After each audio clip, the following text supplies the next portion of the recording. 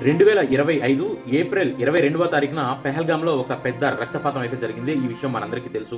సుమారుగా 26 మంది ఇండియన్స్ ని ఈ టెర్రరిస్టులు ఎవరైతే ఉన్నారో వాళ్ళు హతమార్చడం జరిగింది.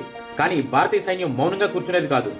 జూలై 28, 2025 తారీఖున ఆపరేషన్ మహదేవ్ ప్రారంభమైంది. శ్రీనగర్లోని దాచిగం అడవుల్లో ఉన్నటువంటి ఒక రహస్య టెర్రరిస్ట్ స్థావరాన్ని ఇంటెలిజెన్స్ వర్గాలు అయితే గుర్తించడం జరిగింది. పెహల్గాం దాడి చేసినటువంటి 3 ఉగ్రవాదులు ఆ స్థావరాల్లో ఉన్నట్టుగా గుర్తించడం జరిగింది.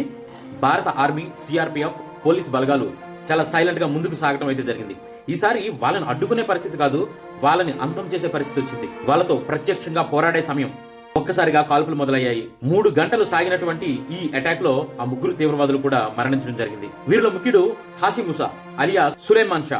ఈయన పాకిస్తాన్ ఆర్మీలో ట్రైనింగ్ అయినటువంటి లష్కరే తోయిబా సభ్యుడు. అతడే మెయిన్ మొన్న జరిగినటువంటి పెహల్గాం దాడికి మెయిన్ సూత్రధారి ఆయనే. మిగతా ఇద్దరు హంజా అఫ్ఘానీ, జిబ్రాన్. వీళ్ళిద్దరు కూడా సోన్మార్గ్ టన్నెల్ దాడికి సంబంధించినటువంటి ఉగ్రవాదులు. వీరిద్దరు కూడా ఈ విజయానికి మద్దతుగా నిలిచింది satellite phone tracking and intelligence network. ఇవి వారిని కనిపెట్టడానికి మాత్రమే కాదు, సరైన సమయానికి దాడి చేసి వాళ్ళని మట్టుబెట్టడంలో కీలక పాత్ర వహించాయనే చెప్పొచ్చు. ఇది భారత్ ఇచ్చిన గట్టి బదులు. ఇది దేశానికి దెబ్బతీసే వారికి చివరి హెచ్చరిక.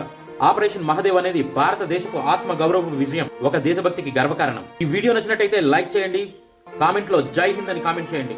ఇటువంటి మరిన్ని వీడియో కోసం మన ఛానల్ ని సబ్స్క్రైబ్ చేసుకోండి. జై హింద్.